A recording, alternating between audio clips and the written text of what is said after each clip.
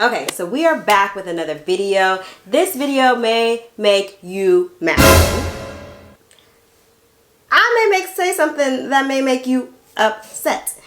So, what I want to talk about is discrimination in the LGBTQIA community. INDE. Because there is definitely a such thing in all seriousness with discrimination within the LGBTQIA+. Absolutely. First off, one of the obvious ones is the race factor, right? So that is most prevalent, especially in Atlanta, because I think we have Black Pride and then we have Pride. Which they call it the White Pride in October. And that's like the big all-out Pride, but then we also have Pride in February. No, around MLK Day. So yeah, there's one. So there's a Pride in around Labor Day, which they call the Black Pride. Right. Then there's one in October around Columbus Day, which they call the White Pride. And then they have the Winter Pride in January. It is a lot of pride going on in Atlanta. We just prideful. We just like to celebrate. So one of the main differences is because also like what more masculine white presenting women like lesbians call themselves different than like Black masculine presenting. Like so also it's also regional, because I was listening to something and they brought up AG all over again, and I was like, I haven't heard like a AG, like an aggressive. I have not heard anyone use that. I think that's more like up north. Yeah.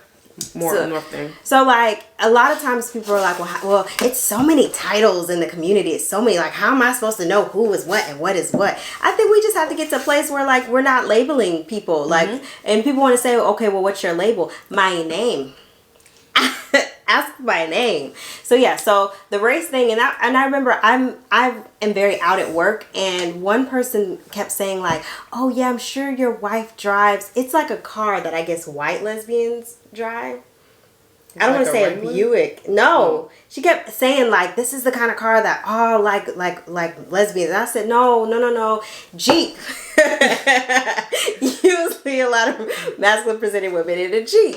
So it's just different stereotypes that are across like race lines, and that's what it is. And unfortunately a lot of us buy into that, especially within the community, because you will have a lot, I don't want to say whitewashing, but you'll have like a lot of the pride stuff just in October. But the same way that Black people have had to split from all major movements, we've had to kind of split prides and focus on one that was just about ours, because we felt like the Black piece of intersectionality was not displayed in the pride in October. And I think like a lot of you'll see a lot of racism when it comes to representation for brands. Like, you know, most definitely you don't see a lot of African American masculine presenting women in your, even like I would even say like I'm seeing more faces now in TV, but you know, it's so much easier to cast a white masculine woman. Absolutely. And then that whole conversation, like you think of like the L word or even the real L word, like in both of those, maybe in the reprisal there was a little bit more color, like people of color, or like a dab.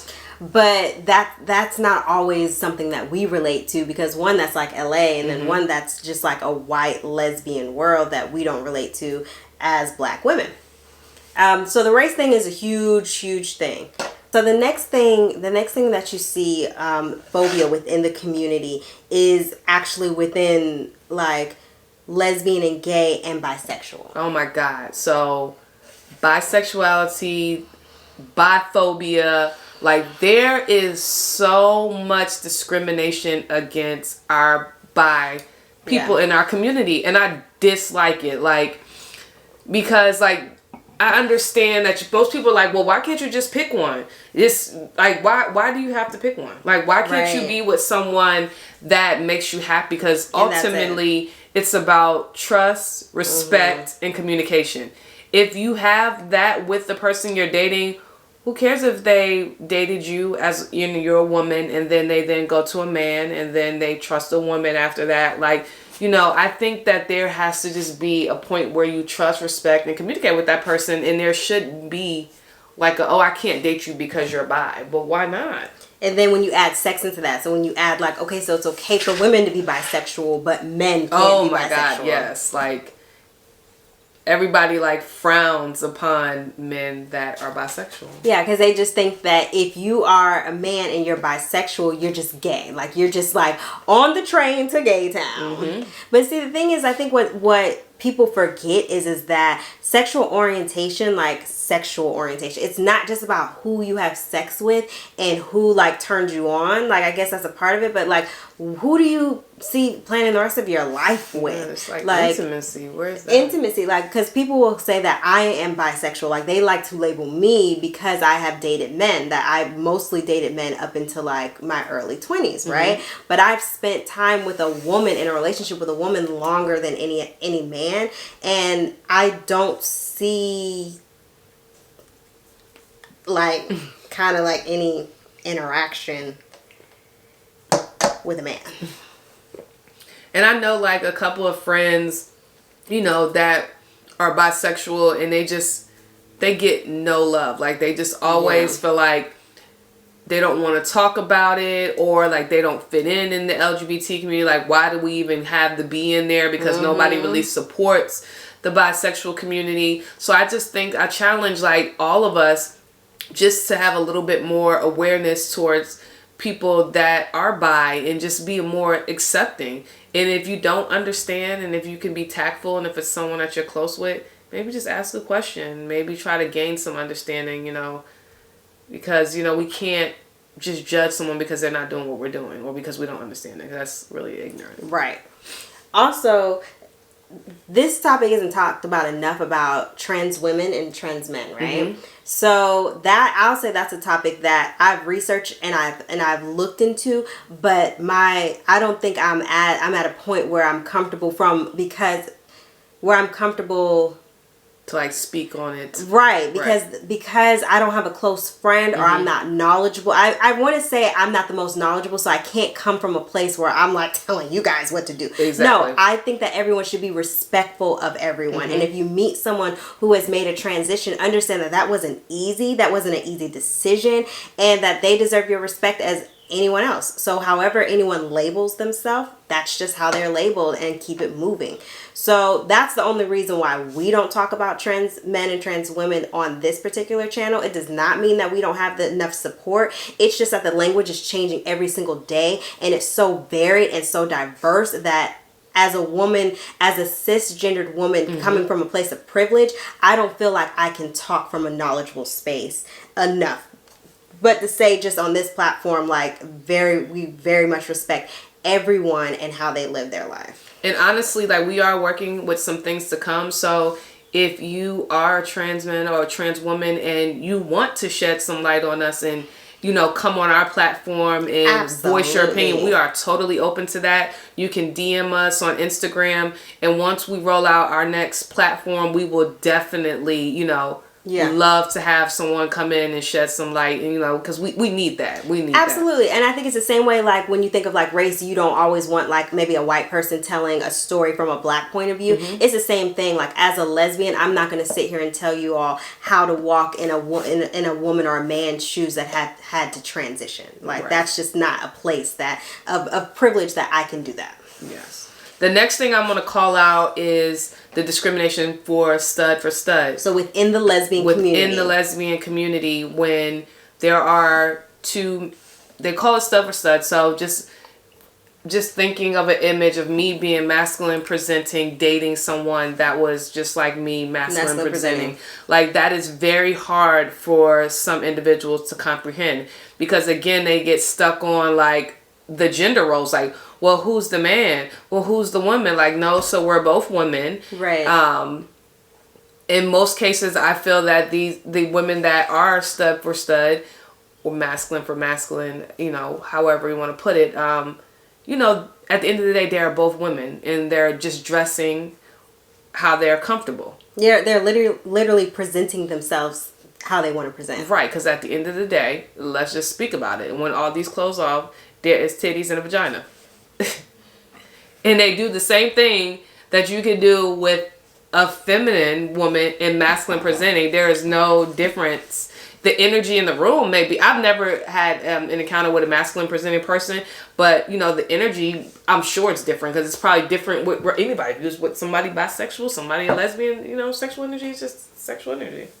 Is sexual energy dependent on the person or dependent on the label? It's the person. Right. So then because you can have two people who are masculine presenting, but I guess there's this idea that in the bedroom or even in relationships, someone has to submit to someone else. Mm-hmm. And I've talked before how I feel about the word submission. It's not my favorite word. And I've told you all before, our roles are really just, okay, you're good at this, then you take it on. I'm good at this, then I take it on. So it's not like I'm submitting to her, she's submitting to me. I just know, like, say for example, if we're going out of town, like, I'm going to handle like the whole itinerary, right? But when it comes to like the airport, the logistic part, that's all her. And so whatever she tells me to do, you be at the airport at this time, like, I'm just going to be like, oh, okay, cool. And then if I tell her we eat at this restaurant, it's just like, oh, okay, cool. So it's just not as much of a black and white as we like to make it. All of this stuff is on a spectrum. Mm-hmm. And then honestly, y'all, the sex is better when you just flow. Yeah, when you're not worried when about it. You're not worried about like no roles. And like we have said this before, we don't use strap-on, so I don't got to pull nothing out no bag or go hide in no closet to get ready. No. I'm ready. Seems like that would take a long time. No, we have used a strap-on maybe like once or twice, like. I mean, it's been more than twice, but it was like years. Like, you know, like we said in our video on how we met, like we are like a decade in. So that's just not something that we do. I don't have anything against people that use a strap-on, you know. No, we found something that worked. For us. It worked. And then that's what we do. Stick with it, you know. You don't have any issues. But yeah, so I just really wanted to just do this video just to challenge people to just, you know, dig into our community. I know the world has so many bigger issues when it comes to discrimination. So I think if we could take care of our community by starting with ourselves, checking our heart, making sure that we're not judging others because they are different or because we don't understand. And also, don't let this video be like, if you're looking at this, right, because we do have a lot of straight cousins, which we so appreciate you being here and you hanging with us. Don't let this video be the only place where you seek education, because this is just like really like we're just getting on the surface. This is just the surface, right? So if you have people that you reach out to, and then don't take our word, but just because we don't use the word stud or femme, there are other lesbian couples that do, and that's okay. And they prefer that. And they prefer that. That's what they want to be called. That's okay. Yeah. And I think it's this idea that, you know, these labels are just like us trying to put very, very bare terms on big feelings, big emotions, and big, like, I don't know. I just feel like how you present yourself to the world is so much deeper than just like one word. Exactly. And how you love is so much deeper than just one word. So like how we describe it, how we say it, it's really just an introduction into like how we see the LGBTQ plus community. But that's not the only way to see it. We're not saying it's the right way, the wrong way. We're just saying that it's very diverse, it's very varied, and like get into it. And before we leave, I'm gonna just let y'all know this. What is for you is for you. Can't nobody take that. Later. Boom.